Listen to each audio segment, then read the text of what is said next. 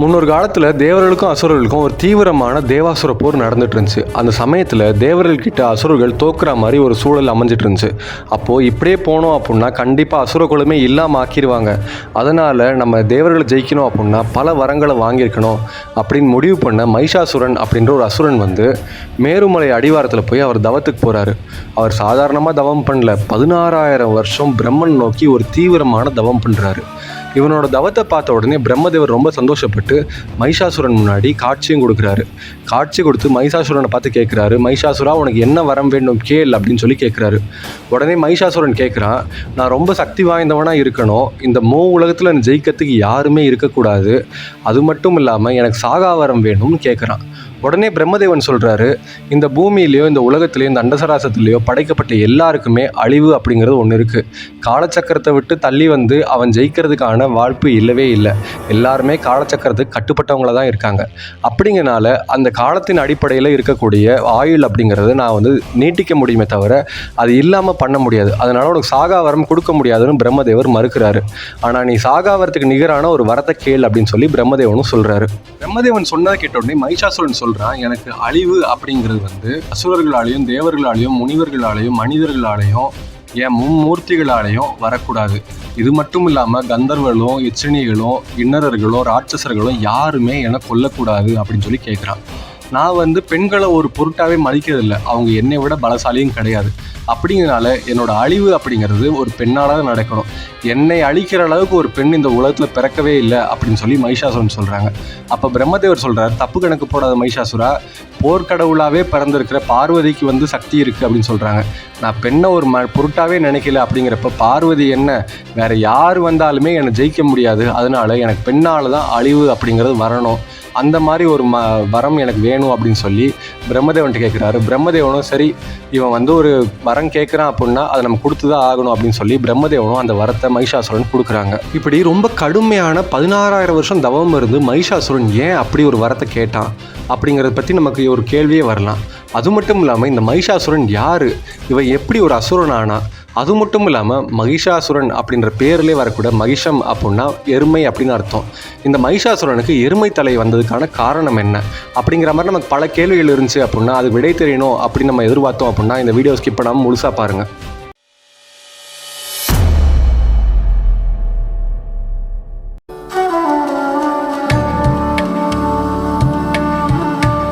முன்னொரு காலத்தில் தனு அப்படின்னு ஒரு அசுர அரசன் இருந்தார். அந்த அரசனுக்கு கரம்பன் ரம்பன் அப்படின்னு 2 பேர் குழந்தைகளாக இருந்தாங்க. அந்த கரம்பனும் ரம்பனும் சேர்ந்து ஒரு முடிவு பண்ணுறாங்க, நம்ம தீவிரமான தவங்கள் பண்ணி நம்ம அசைக்க முடியாத சக்தியுடைய குழந்தைகளை பெற்றெடுத்தோம் அப்படின்னா அது மூலயமா இந்த அசுர குலத்தில் மேலும் விரிவடை செய்யலாம் அப்படின்னு ஒரு முடிவு பண்ணாங்க. அதனால் கரம்பன் என்ன பண்ணாங்க அப்படின்னா பஞ்சநதம் அப்படின்ற ஒரு புண்ணிய நதியில் வந்து வருண பகவானை நோக்கி அவன் தண்ணிக்குள்ளே மூழ்கி இருந்து தவம் பண்ண ஆரம்பித்தாங்க. ரம்பன் வந்து அதே நதிக்கரையில் ஒரு மிகப்பெரிய அக்னி குண்டத்தை உருவாக்கி அந்த அக்னி குண்டத்துக்கு உள்ளே உட்காந்து அக்னி தேவனை நோக்கி தவம் பண்ண ஆரம்பித்தாங்க. இப்படி 2 பேரும் கடுமையான தவம் பண்ணுறதை பார்த்த இந்திரன் வந்து இப்படியே விட்டோம் அப்படின்னா இவங்களுக்கு பிறக்கப்புற குழந்தையால் கண்டிப்பாக தேவலோகத்துக்கு மிகப்பெரிய ஆபத்து வரும், அதனால் இவங்களை வந்து தவத்தில் முழுமையடை விடக்கூடாது, அப்படிங்கிறனால இவங்க தவத்தை எப்படியாவது கெடுக்கணும் அப்படின்னு முடிவு பண்ணான். இப்படி முடிவு பண்ண இந்திரன் என்ன பண்ணா அப்படின்னா ஒரு மிகப்பெரிய முதலையா மாறி ஆற்றங்கரைக்குள்ளே இறங்குறான். கரம்பனோட காலை பிடிச்சி இழுத்து அங்கேயே அவனை கொல்லவும் செய்கிறான். இதை பார்த்த உடனே ரம்பனுக்கு ரொம்ப கோபமாகுது.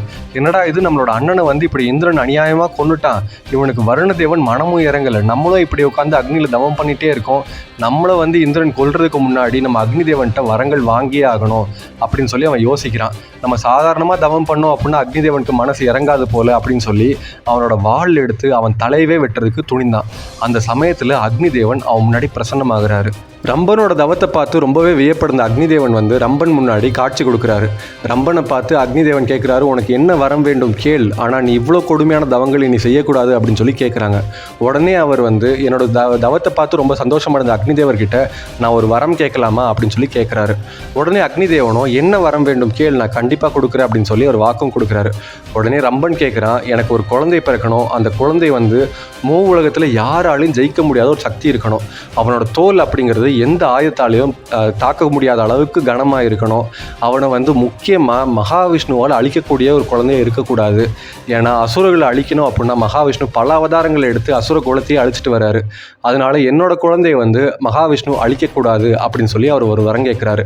அது மட்டும் இல்லாமல் அந்த குழந்தைக்கு வந்து அவன் நினைக்கிற மாதிரி உருவங்கள் மாறக்கூடிய சக்தியும் இருக்கணும்.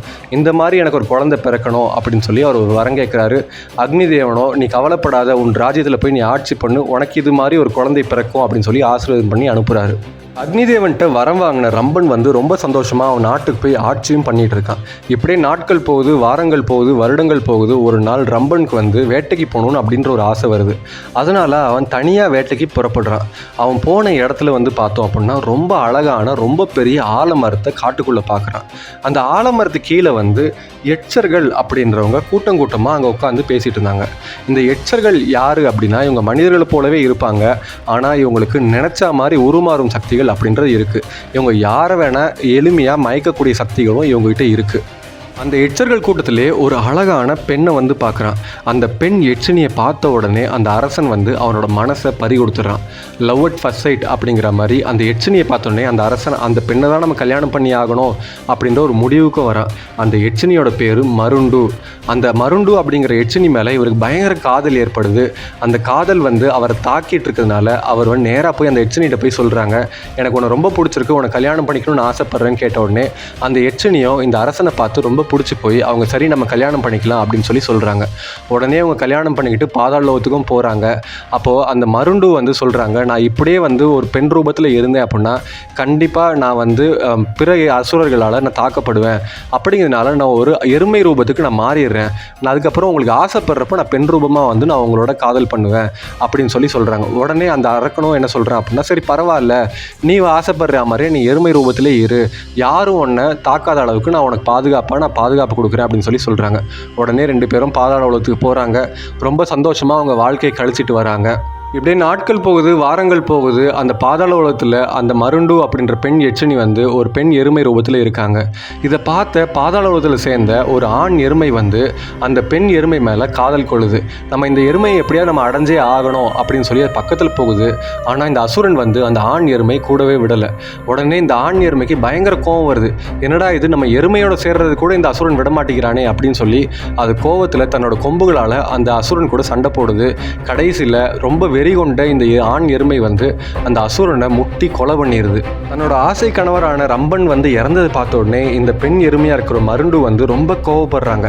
ஐயோ, நம்ம எப்படி இதிலிருந்து வெளியே தப்பிக்கிறது, இந்த ஆண் எருமை நம்மளை விடாது போல அப்படின்னு சொல்லி பாதாள உலகத்திலிருந்து அது தப்பிச்சு ஓடி மேலே அதோட கூட்டங்கள், அதாவது எச்சனர் இருக்கிற கூட்டத்துக்கு அது ஓடி வருது.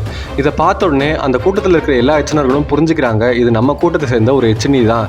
இது வந்து ஏற்கனவே கல்யாணம் பண்ணி போன எச்சினியாக தான் இருக்குது. இதை எப்படியா நம்ம வந்து காப்பாற்றணும் போல, இதுக்கு ஏதோ ஒரு தடங்கள் இருக்குது போல, ஏதோ ஒரு ஆபத்து இருக்குது போலன்னு சொல்லி அந்த எருமையை வந்து அவங்க அடைக்கலம் கொடுக்குறாங்க. அந்த சமயத்தில் தான் இந்த ஆண் எருமை பின்னாடியே விரட்டிட்டு வந்தது அதை ரொம்ப தொல்லை பண்ணுது. உடனே அந்த எச்சனர்கள்லாம் சேர்ந்து அந்த ஆண் எருமையை அடித்து கொன்னுடுறாங்க. அதுக்கப்புறம் அந்த பாதாள உலகத்துக்கு போய் அந்த ரம்பன் அப்படின்ற அசுரனோட உடலை எடுத்து வந்து இறுதி சடங்கு செய்யணும்னு சொல்லி தீ மூட்டி அந்த அசுரனோட உடலை அந்த தீக்குள்ளே போடுறாங்க. அந்த சமயத்தில் இந்த எச்சினி வந்து, நான் என்னோட ஆசை கணவர் இறந்துட்டாரு அப்படிங்கிறனால நான் மட்டும் உயிரோடு இருந்து என்ன பண்ணுறது, நானும் வந்து இந்த நெருப்பில் இறங்க போகிறேன் அப்படின்னு சொல்லி அது சொல்லுது. எல்லாருமே தடுக்கிறாங்க, வேண்டாம் அப்படி பண்ணாத அப்படின்னு சொல்லி.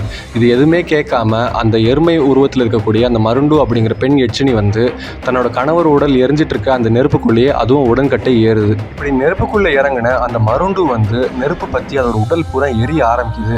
அது எரிய தான் ஒரு விஷயம் தெரிய வருது, அது கர்ப்பமாக இருக்குது அப்படிங்கிறது. அதோட கருவில் இருக்கக்கூடிய குழந்தை வந்து நல்லா வளர்ந்துருந்ததுனால அந்த நெருப்பு எரிய அந்த குழந்தைக்கு ஒன்றுமே ஆகாமல், ஏன்னா ரம்பன் வாங்கின வரத்தின் பலனா அந்த குழந்தைக்கு ஒன்றுமே ஆகாமல் அது நெருப்புல இருந்து வெளியே வருது. இதை பார்த்த உடனே அங்கேருந்து எச்சர்கள்லாம் ரொம்ப பயப்படுறாங்க. என்னடா இது, ஒரு ஆணுக்கும் ஒரு பெண் எருமைக்கும் பிறந்திருக்கான் போல, இவனோட தலை வந்து எருமையோட உருவத்தில் இருக்குது, இவனோட உடல் வந்து ஒரு வலிமையான அசுரன் மாதிரி இருக்குது, அப்படிங்கிறதுனால இது கண்டிப்பாக எச்சனரோட சமுதாயத்தில் சேராது, இதை கொண்டு போய் நம்ம அசுர குலத்தில் போய் கொடுத்தா அவங்க வளர்த்துப்பாங்க அப்படின்னு சொல்லி இந்த குழந்தையை எடுத்துகிட்டு போய் நேராக அசுரர்கள்ட்ட போய் கொடுக்குறாங்க. அசுரர்கள் இந்த குழந்தையை பார்த்த உடனே, பரவாயில்ல, நம்மளோட அரசனோட குழந்தை போல, இதுக்கு வந்து மகிஷாசுரன் அப்படின்ற பேர் வச்சு அதை வளர்க்கவும் செய்கிறாங்க. எருமை தலையும் அசுரனோட உடலும் இருந்ததுனால இவனுக்கு மகிஷாசுரன் பேர் வச்சாங்க. மகிஷம் அப்படின்னா எருமைன்னு குறிக்குது, அசுரன் அப்படின்னா அசுர உடல் இருந்ததுனால அசுரன் சொல்லி குறிக்குது. இப்படி ரொம்ப அதிசக்தி வாய்ந்த இந்த மகிஷாசுரனை அசுரன் எல்லாமே சேர்ந்து வளர்க்குறாங்க. பிற்காலத்தில் இவன் அதிகமான வீரத்தாலையும் அதிகமான பலசாலியாக இருக்கிறதுனால இவனை அசுரர்களோட சக்கரவர்த்தியாகவும் அவனை நியமிக்கிறாங்க. இப்படி அசுரகுல சக்கரவர்த்தியான மகிஷாசுரன் வந்து ரொம்ப வீரனாகவும் அதி பலசாலியாகவும் இருந்ததுனால இந்த பூவுலகத்தில் இருக்கக்கூடிய எல்லா மன்னர்களையும் அவன் போர் பண்ணி ஜெயிக்கவும் செஞ்சான். மகிஷாசுரனை எதிர்த்து யாராலையும் போரில் வெற்றி பெறவே முடியல. அதனால் எவ்வளோ பெரிய அரசனாக இருந்தாலும் எவ்வளோ பெரிய வீரனாக இருந்தாலும் மகிஷாசுரன் அப்படின்ற பேரை கேட்ட உடனே அவன் மண்டிட்டு கப்பங்கட்ட ஆரம்பித்தாங்க. இப்படி உலகத்தை மொத்தமாக அவன் கைக்குள்ளே கொண்டு வந்ததுனால மகிஷாசுரன் உலக சக்கரவர்த்தியாகவும் ஆனாங்க. அதுக்கப்புறம் மகிஷாசுரனுக்கு ஒரு ஆசையும் வந்துச்சு. நம்ம எப்படியாவது பிரம்மதேவன் கிட்ட ஒரு வரம் வாங்கணும் அப்படின்னா அந்த வரத்தின் பலனாக நம்ம தேவலோகத்தையும் அடையலாம், அதனால தேவர்களை பூரா நம்ம அடிமைப்படுத்தலாம் அப்படின்னு முடிவு பண்ணி மேருமலை அடிவாரத்தில் மகிஷாசுரன் 16,000 வருஷம் தவம் இருந்து பிரம்மன் கிட்ட இருந்து ஒரு அற்புதமான வரத்தையும் வாங்கினான். இப்படி பிரம்மன்ட்ட இருந்து வர வாங்கின கையோட மகிஷாசுரனுக்கு ஒரு ஆசை என்ன அப்படின்னா, எப்படியாவது நம்ம தேவலோகத்தை அடைஞ்சே தீரணும், அந்த தேவலோகத்தை நம்ம அடைஞ்சி இந்திரனை வந்து நமக்கு கப்பங்கட்ட வைக்கணும், தேவர்களை எல்லாம் நம்ம அடிமைப்படுத்தணும் அப்படின்ற ஒரு வெறியில் இருந்தால் மகிஷாசுரன். அதனால் மகிஷாசுரன் என்ன பண்ணுறான் அப்படின்னா, ஒரு தூதுவனை அழைச்சி நீ நேராக தேவலோகத்துக்கு போ, அங்கே இந்திரன் வந்து இருப்பான், அந்த இந்திரன் கிட்ட வந்து நீ ஒரு தூது சொல்லு, நீ வந்து மகிஷாசுரனுக்கு அடிபணியணும் அப்படின்னு சொல்லு. இவன் சொன்ன உடனே இந்திரன் என்ன சொல்கிறான் அப்படின்றத கேட்டுக்கிட்டு நீ நேராக என்கிட்ட வந்து சொல்லு அப்படின்னு சொல்லி மகிஷாசுரன் அந்த தூதுவனை இந்திரலோகத்துக்கு அனுப்புகிறான். அந்த தூதுவன் நேராக இந்திரலோகத்தில் போய் இந்திர சபையில் இந்திரன் முன்னாடி நின்று மகிஷாசுரன் அப்படின்ற ஒரு அசுரன் கிட்ட இருந்து நான் தூது கொண்டு வந்திருக்கேன் அப்படின்னு சொல்கிறான். உடனே இந்திரன் என்ன தூது சொல்லுங்க அப்படின்னு சொல்லி கேட்குறான். உடனே அந்த தூதுவன் வந்து சொல்கிறாங்க, அடே இந்திரா, மகிஷாசுர அசுரனுக்கு நீ கட்டுப்பட்டு உன்னோட தேவலோகமே அடிமையாக்கி அவருக்கு வந்து கப்பம் கட்டினே அப்படின்னா உங்களுக்கு உயிர் பிச்சை அப்படிங்கிறது கிடைக்கும். இல்லை அப்படின்னா உன்னோட சிறந்த ஆயுதமான வஜ்ராயுதத்தை எடுத்துகிட்டு நேராக போரில் வந்து மகிஷாசுரனை எடுத்து போர் பண்ணு, உன்னோட வீர மரணம் அங்கே நிச்சயிக்கப்படும் அப்படின்னு சொல்கிறான். இதை கேட்ட உடனே இந்திரனுக்கு பயங்கர கோபம் வருது. என்னடா இது, ஒரு எருமை மாட்டு தலை கொண்ட அந்த எருமை மாட்டு தலையனுக்கு இவ்வளோ அகம்பாவமா? நான் வந்து மிகப்பெரிய வீரன், நீ என்னதான் வரங்கள் வாங்கியிருந்தாலும் என்னதான் அசுரனாக இருந்தாலும் என்னோட வீரத்துக்கு முன்னாடி நீ ஒன்றுமே கிடையாது, நான் உன்னை போரில் சந்திக்கிறேன் அப்படின்னு சொல்லு அப்படின்னு சொல்லி அந்த தூதுவன்ட்ட சொல்கிறாங்க. அதே சமயம் இந்திரன் சொல்கிறான், தூதுவனை கொல்ற பாவம் வந்து எனக்கு கிடையாது, அது தர்மத்துக்கு சான்றாகாது, அதனால நான் தர்மத்தின் படி நடந்துக்கிட்டேன் அப்படின்னு போய் அந்த எருமை மாட்டு தலையன்கிட்ட போய் சொல்லு அப்படின்னு சொல்கிறாங்க.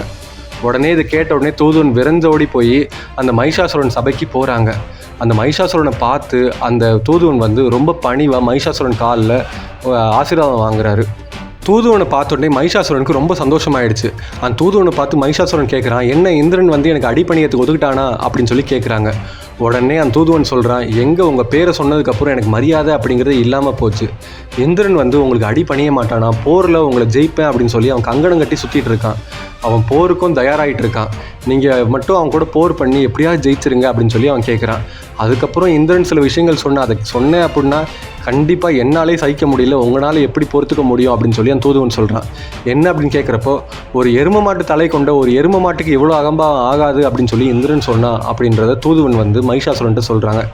இதை கேட்ட உடனே மகிஷாசுரனுக்கு கோவம் அப்படிங்கிறது தலைக்கு மேலே ஏறுது. நான் எப்படியாவது இந்திரனை ஜெயிச்சே ஆவேன், இந்திரலோகத்தை கை பற்றியே ஆவேன் அப்படின்னு சொல்லி அவர் ரொம்ப கோவமாக கத்த ஆரம்பிக்கிறாரு. அவரோட மொத்த அசுரப்படைகளும் ஒன்று திரட்டுறாரு. அசுரப்படைகள் முன்னாடி மகிஷாசுரன் நின்று சொல்கிறாங்க, அசுரர்களே நீங்கள் பயப்படாதீங்க, நீங்கள் வந்து எப்படியாவது தேவலோகத்தை முற்றுகையிட்டுருங்க, நான் இந்திரன் கூட போர் பண்ணி இந்திரனை ஜெயிச்சே தீருவேன், இந்திரனை ஜெயிச்சதுக்கப்புறம் நம்ம தேவலோகத்தை கைப்பற்றிடலாம் அப்படின்னு சொல்லி அவர் வீர முழக்கங்கள் கொடுத்துட்ருக்காரு. அது மட்டும் இல்லாமல் போரில் நமக்கு உறுதுணையாக நம்ம கிண்ணறர்களும் ராட்சசர்களும் வரப்போகிறாங்க, நீங்கள் எல்லாருமே ஏன் வரீங்க அப்படின்னா அசுரன்கிட்டையும் இவ்வளோ பெரிய போர் படைகள் இருக்குது அப்படின்றத காட்டுறதுக்கு தான். ஆனால் என்னோட பலத்தாலேயோ என்னோட தோல் வலிமையாலேயோ நான் இந்திரனை ரொம்ப எளிமையாக ஜெயிச்சிருவேன், அதனால் நீங்கள் கவலைப்படாதீங்க, போரில் நம்ம பக்கம் எந்த ஒரு இழப்பீடுமே ஆகாது, அதுக்கு நான் உறுதி தரேன், நான் எப்படியா இந்திரனை ஜெயிச்சு நான் இந்திரலோகத்தை கைப்பற்றுவேன். அதுக்கப்புறம் வெறும் நம்ம வந்து வறட்சியை மட்டுமே பார்த்துட்டு இருந்தோம் இந்த பாலைவனத்தில், நம்ம இந்த பாதாள உலகத்தில் வந்து ஒரு அழகான ஒரு பெண்களும் கிடையாது, அழகான ஒரு நதியும் கிடையாது, ஆனால் தேவலோக தேவலோகத்தில் பல அழகான அப்சரஸ்கள் இருக்காங்க.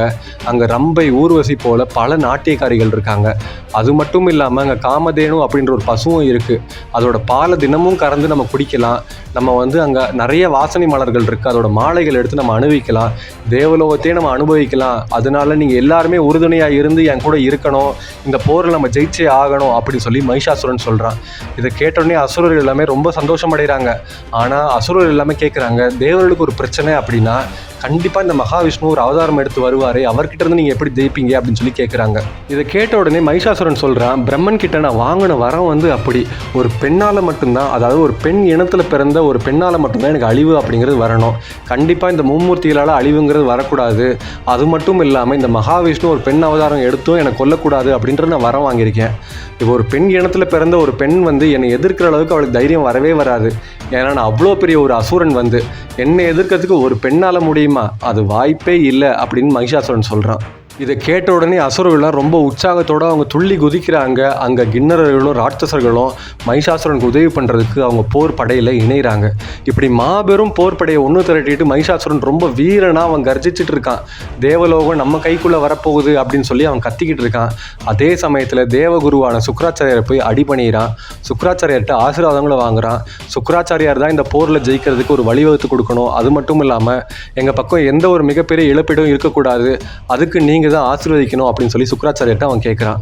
இப்படி ஆசீர்வாதங்களும் வரங்களும் வாங்கின மகிஷாசுரன் அடுத்து போரில் அவன் ஜெயிப்பானா, தேவர்களை எதிர்த்து அவன் என்ன பண்ணுறான் அப்படிங்கிறத பற்றி ஃபுல்லாக தெரியணும் அப்படின்னா அடுத்தடுத்து வர மகிஷாசுரன் வீடியோவை நீங்கள் கண்டினியூஸாக பாருங்கள்.